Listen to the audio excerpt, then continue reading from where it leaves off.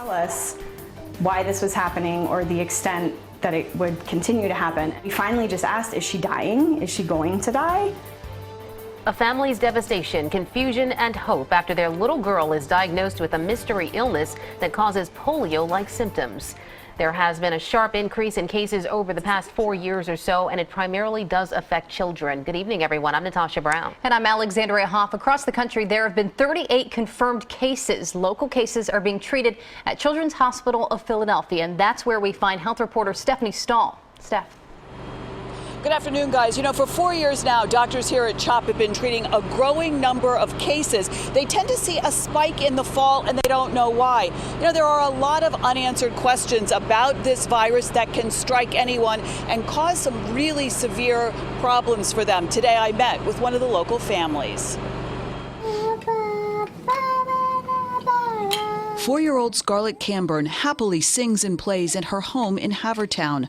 One of the lucky ones. One back. Yeah. She's regaining the use of her right arm that was paralyzed by acute flaccid myelitis, AFM, a rare but serious illness that causes polio-like symptoms. We thought she was dying. Andrea and Christian had a perfectly healthy 2-year-old until she woke up one day 2 years ago and couldn't move her arm. Spinal imaging finally confirmed AFM. So I think it's a very scary illness because many of these kids do have persistent weakness to some degree. Dr. Sarah Hopkins says Children's Hospital, which had 2 cases in August, is investigating the mysterious illness along with federal authorities. It appears the virus is spread from person to person. It seems to be viruses that are circulating in the community. For instance, the bulk of these cases tend to happen between August and November. Symptoms of acute flaccid myelitis include sudden onset of arm or leg weakness, difficulty moving facial muscles, slurred speech, and trouble swallowing. We certainly don't want to alarm people because this is very rare, but at the same time, you know,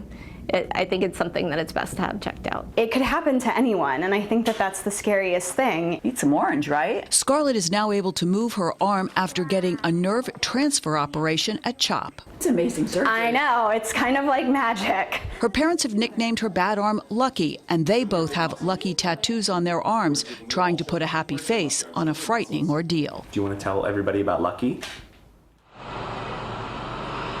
Now, doctors say because this spreads from person to person, good hand washing is critically important this time of year. Also, if any children develop those symptoms of sudden weakness, get to a doctor right away. Reporting live at Children's Hospital, I'm Stephanie Stahl, CBS 3 Eyewitness News. All right, Steph, thank you very much.